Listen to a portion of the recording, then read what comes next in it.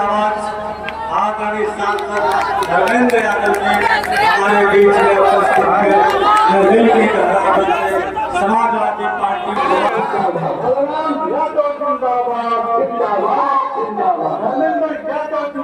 नमस्कार, आप देख रहे हैं जनहित एक्सप्रेस न्यूज। मैं हूं एसके शर्मा।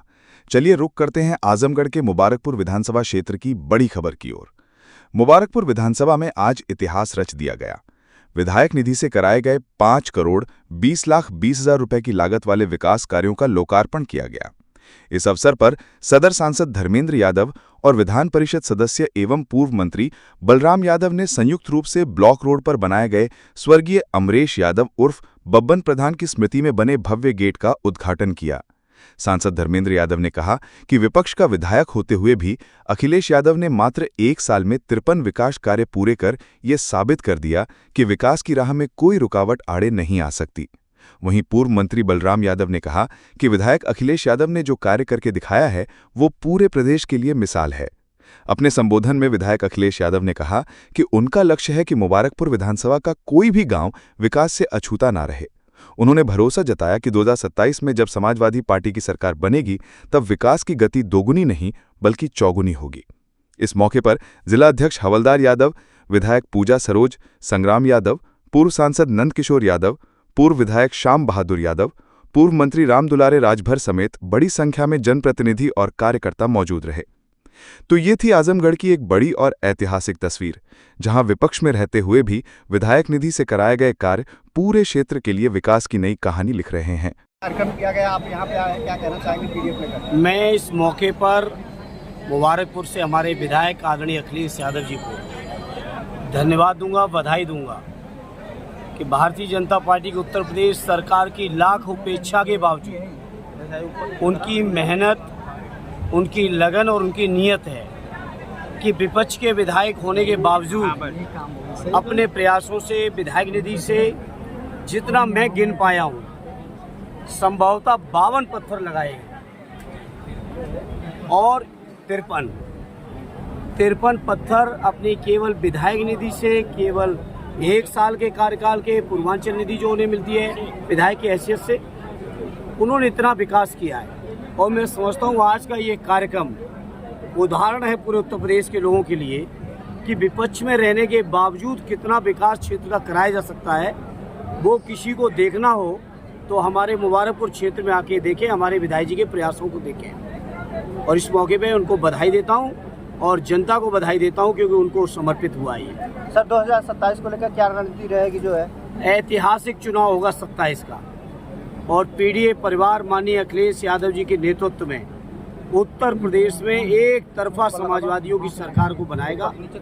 और ये जो वोट चोरी, भ्रष्टाचार, लूट, बेरोजगारी, जो पेपर लीक से लेके, बिजली से लेके, स्वास्थ्य से लेके, शिक्षा से लेके, पढ़ाई रोकने वाली ये जो भारतीय जनता पार्टी की सरकार है, इस सरकार को लोग एकदम सबक सिखा के प्रदेश से बाहर करने का काम करेंगे।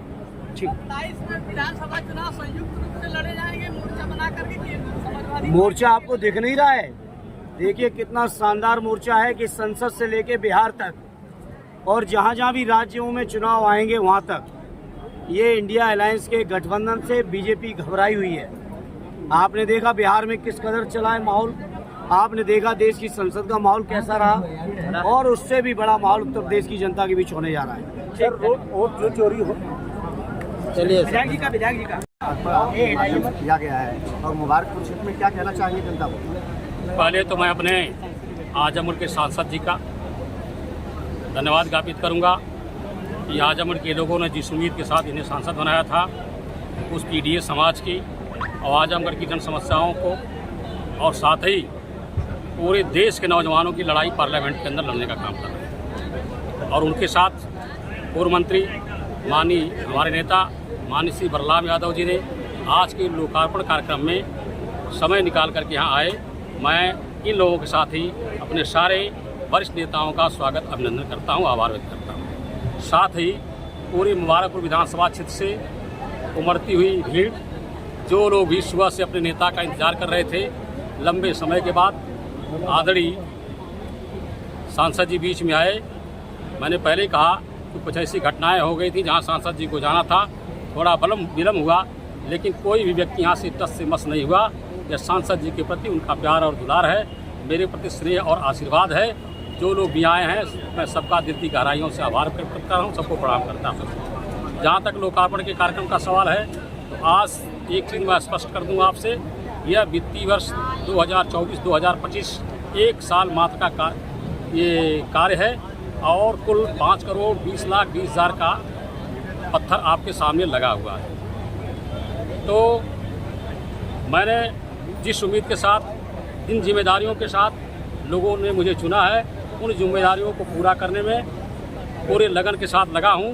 कहाँ तक सफल हो पाता हूँ यह बाद में देखा जाएगा, लेकिन मेरी पूरी कोशिश है कि विधायक निधि के द्वारा विपक्ष में रहते हुए क्षेत्र के विकास में एक ऐसी रुचि दिखाई जाए ताकि लोगों को लगे कि अगर 2027 में समाजवादी पार्टी की सरकार बनती है और आदरणीय अखिलेश यादव जी उत्तर प्रदेश के मुख्यमंत्री बनते हैं, तो निश्चित तौर पर आजमगढ़ के विकास को नई गति मिलेगी, आजमगढ़ में विकास की गंगा बहेगी। इससे पहले नेताजी के कार्यकाल में 12 से 17 में माननीय अखिलेश यादव जी के कार्यकाल में जिस तरह से आजमगढ़ का विकास हुआ, 2027 में अगर सरकार बनती है तो उससे भी दोगुना चौगुना गति से आजमगढ़ का विकास होगा। सर, वोट चोरी को लेकर जो मामला चल रहा है, तो उसके लिए क्या रणनीति? हमारे सांसद जी ने वोट चोरी के बारे में बोल दिया है, अब उससे आगे हमें कुछ नहीं कहना है। वोट चोरी के खिलाफ पूरा देश सड़कों पर उठ खड़ा हुआ है और आपने अभी 3 दिन पहले देखा, जिस समय बिहार के अंदर तेजस्वी यादव के साथ और आदरणीय राहुल जी के साथ हमारे राष्ट्रीय अध्यक्ष श्री अखिलेश यादव जी खड़े हुए, तो मुझे लगता है कि बिहार में कोई परिवार, कोई व्यक्ति नहीं रह गया जो सड़कों पर आया गया। निश्चित तौर पर आदरणीय अखिलेश यादव जी आज देश के सबसे बड़े चेहरे बन करके निकले हैं पीडीए का, और पीडीए के सहयोग से देश में भी सरकार